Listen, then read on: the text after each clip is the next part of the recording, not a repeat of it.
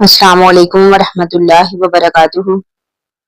الحمدللہ رب العالمین، الصلاۃ والسلام علی رسولہ الکریم، اما بعد، فاعوذ باللہ من الشیطان الرجیم، بسم اللہ الرحمن الرحیم۔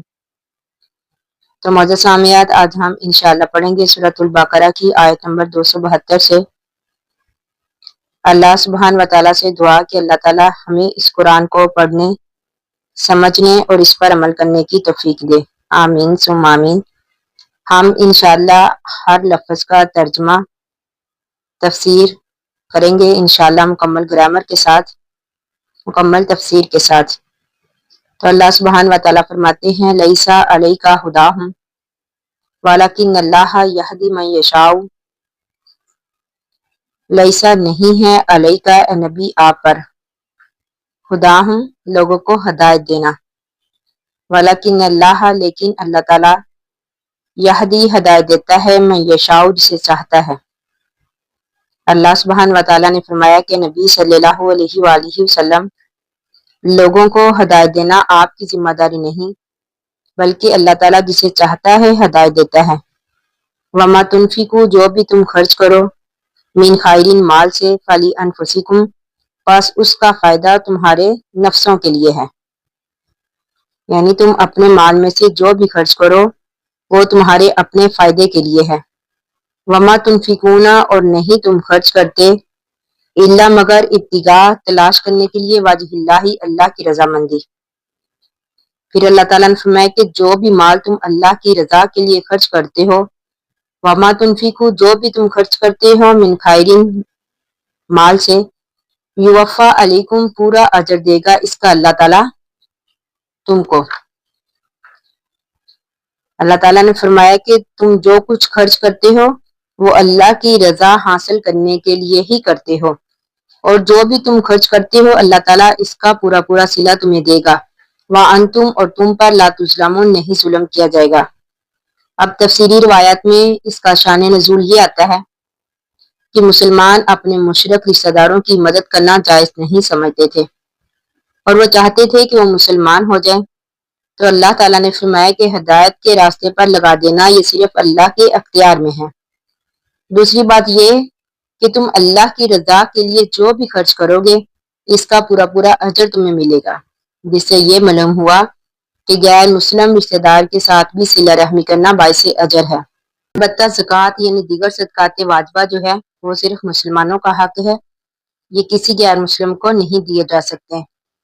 پھر اللہ تعالیٰ اس آیت میں فرماتے ہیں، للفقراء کہ صدقات جو ہے ان ضرورت مندوں کے لیے ہے، الذین وہ ضرورت مند، احصروا جو روک دیے گئے، فی سبیل اللہ اللہ کی راہ میں، لا یستطیعون نہیں وہ طاقت رکھتے، ضربن چلنے پھرنے کی، فی الارض زمین میں، یعنی صدقہ ان ضرورت مندوں کے لیے ہے جو اللہ کے کاموں میں ایسے مصروف ہوئے کہ وہ اپنے روزگار کے لیے زمین میں نہیں چل پھر سکتے، یا سبوہم گمان کرتے ہیں ان کو۔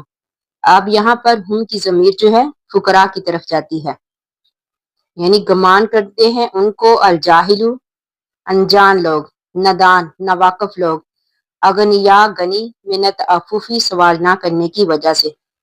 تعفف کا معنی ہے سوال سے بچنا، یعنی وہ سوال نہیں کرتے تو ناواقف لوگ جو ہیں ان کو اغنیا شمار کرتے ہیں، یعنی کہ مالدار سمجھتے ہیں۔ تعریفوہم تو آپ پہچان لیں گے ان کو، بسیماہم ان کے چہروں سے، لا یسألون نہیں وہ سوال کرتے، الناس لوگوں سے، الحافاً چمٹ کر۔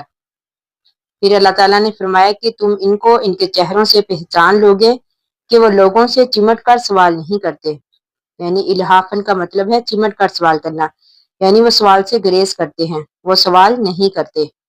وما تنفقوا جو بھی تم خرچ کرو، من خیرین مال سے، فإن اللہ پس بے شک اللہ تعالیٰ بھی اس کو علیم جاننے والا ہے۔ اب اس سے مراد وہ مہاجرین ہیں جو مکہ سے مدینہ آئے اور اللہ کے راستے میں ہر چیز سے کٹ گئے، یعنی اللہ کی رضا حاصل کرنے کے لیے دینی علوم حاصل کرنے والے طلباء علماء بھی اس میں آ سکتے ہیں، یعنی یہ اہل ایمان کی صفت بیان کی ہے کہ وہ سوال نہیں کرتے۔ حدیث میں ہے کہ ہمارے پیارے نبی کریم صلی اللہ علیہ وآلہ وسلم نے فرمایا کہ مسکین وہ نہیں ہے جو ایک ایک کھجور یا پھر دو دو کھجور یا ایک ایک یا پھر دو دو لقمہ کے لیے لوگوں سے سوال کرتا ہے، بلکہ مسکین تو وہ ہے جو سوال سے بچتا ہے۔ پھر نبی کریم صلی اللہ علیہ وآلہ وسلم نے یہ آیت جو ہے لا یسألون الناس الحافا کا حوالہ پیش کیا۔ اس لیے پیشہ ور گداگروں کی بجائے مہاجرین، دین کے طلباء، علماء اور سفید پوش ضرورت مندوں کا پتہ چلا کر ان کی امداد کرنی چاہیے جو سوال نہیں کرتے، کیونکہ وہ دوسروں کے سامنے ہاتھ پھیلانا اپنے خودداری کے خلاف سمجھتے ہیں۔ اس کے علاوہ حدیث میں آتے ہیں کہ جس کے پاس اتنا سامان ہو جو اس کو کفایت کرتا ہو، لیکن اس کے باوجود وہ لوگوں سے سوال کرے گا تو قیامت والے دن اس کے چہرے پر زخم ہوں گے۔ اس کے علاوہ بخاری اور مسلم کی روایت میں ہے کہ لوگوں سے ہمیشہ سوال کرنے والے کے چہرے پر قیامت کے دن گوشت نہیں ہوگا۔ تو اللہ تعالیٰ سے دعا ہے کہ اللہ تعالیٰ ہمیں اس قرآن کو پڑھنے، سمجھنے اور اس پر عمل کرنے کی توفیق دے۔ آمین ثم آمین۔ آخر دعوانا ان الحمد للہ رب العالمین۔ السلام علیکم ورحمۃ اللہ وبرکاتہ۔